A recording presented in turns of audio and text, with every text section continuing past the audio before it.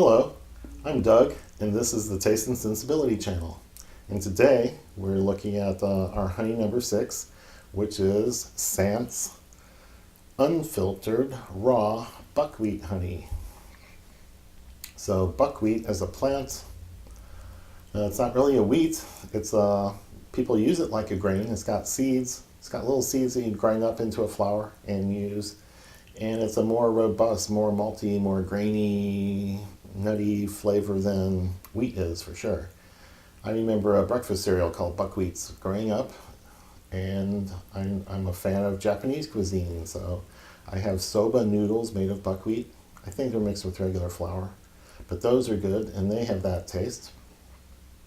And you can buy buckwheat at Whole Foods or lots of places that have bulk grains. So this honey is made from the nectar from the flowers of buckwheat plants. So when the plants are growing and have flowers and about to make seeds, the bees visit those flowers, and the buckwheat farmers are very interested in having the bees go there and pollinate all the plants to make sure that they make seeds. And then the beekeepers are very interested in having a single crop with so many plants that the bees are only going to visit buckwheat, and then you get a varietal honey made only from the nectar of the buckwheat plants. So it's good for everybody to have a big crop like that, and the bees like it, the farmers like it, and we like it too, because we get buckwheat honey out of it. One of the other amazing things that I found out about bees and honey in all the reading and research that I do for these things is how the bees turn this watery nectar from the flowers into this thick, concentrated honey.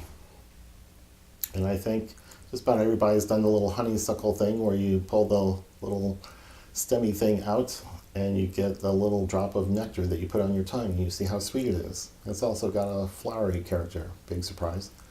But it's so watery, it's so thin, so it's not very concentrated when it comes out of the flower. And that's what the bees are gathering. They store that up in some body part, little bag, sack, storage bin, and take it back to the hive and put it into a wax cell that they've made. Then they fan with their wings all that liquid. And when it gets to, I think, 78%, water is the number. So as they fan the nectar with their wings, the water evaporates, the water concentration goes down, the sugar concentration goes up, and when it gets to 78% water, they cap it off. They know it's done. So somehow they have testing equipment and some sort of detector in their little noses or proboscis or proboscis, whatever you call those things. And they can tell when it's ready, and then they cap it off and it sits there ready for their winter or for our table. So it's amazing that that's how they concentrate the nectar down to the material, to the honey that we're familiar with. That's a lot of wing flaps. So I'm thinking that this honey is the most different one that we've had so far. It doesn't have many honey-like characteristics. So let's get into the smell and taste and see what we find. Wow, so when I'm smelling it, there's a malty, grainy note, and there's a sour character that's might be the strongest thing. It makes you think, uh-oh, something has spoiled, something's rotting, something's going bad. So don't worry about that if you smell these things. I'm going to take a little taste from my toothpick.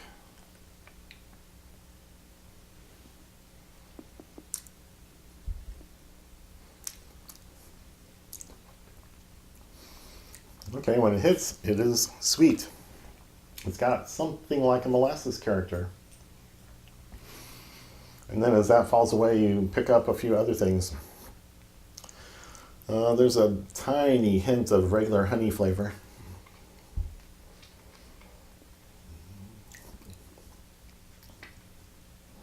It's definitely sweet. It's more rich, and there's more umami character than other honeys that we've had for the most part. It's not really a maltiness or a graininess to the taste here, but something is a little more savory. And there's a little hint of that damp earth, rotting things like leaves or wood, old leather that's been too wet, something buried in soil, mushrooms, something with fungus on it. Something bad has happened, and that's, I don't want to put this in a bad light or make it sound like a bad tasting note, but that's the character of the note. And it's only like 5 or 10% of the flavor, but it's definitely there and could be off-putting for some people. But it's part of what contributes to this robustness and savory character in this. So that's fairly interesting. And it's almost salty. After it's gone away, that's kind of an odd note.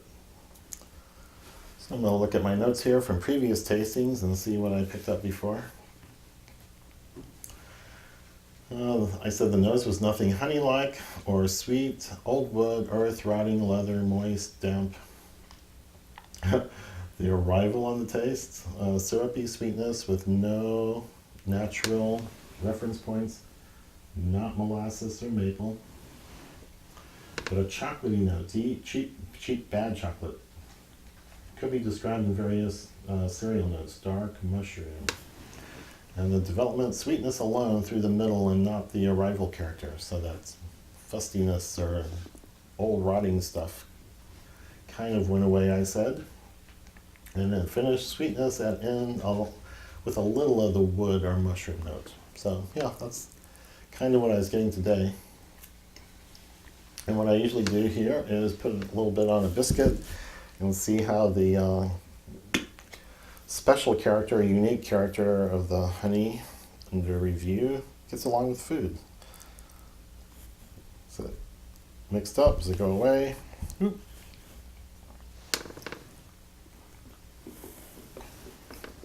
So on a buttermilk biscuit,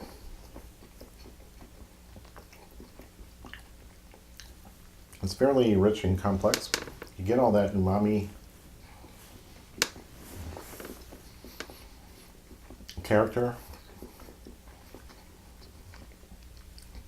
and some of those richer notes.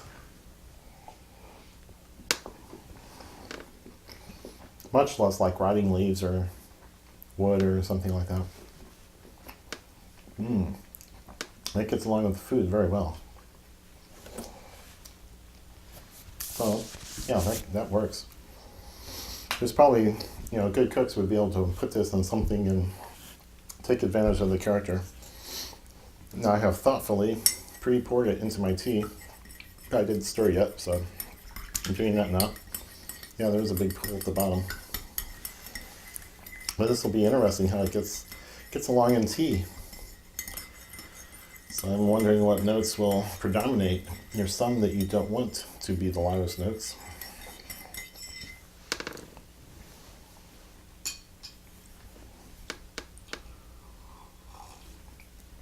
It tastes like tea. This is just a mild black English afternoon tea from somewhere.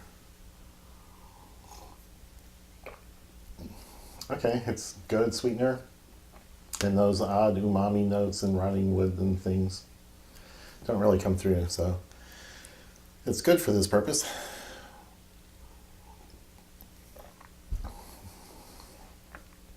So it works, gets along with the tea, it doesn't fight with it, but it's also not unique or characterful, so you might as well use something cheaper or more available or more local.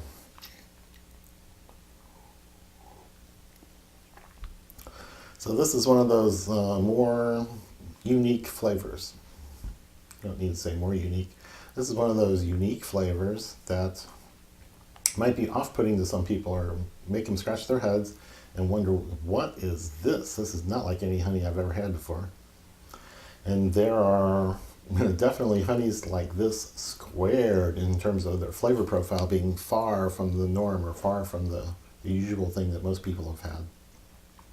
And I will have a review of all those collected into something called challenging honeys. There might be 5 or 6 challenging honeys in an upcoming review because their flavors are even more far out than this is. But this is pleasant. Most people would get along with it, I think, and a few might be put off by that strange note early on. So if you like what you're seeing here, go ahead and give us a thumbs up or a thumbs down below. I've got a link to the Sandt Honey Company down in the description, and we would like it if you would subscribe to the channel. Click that bell icon for notifications whenever we post new videos, and we should be posting every Monday and every Thursday.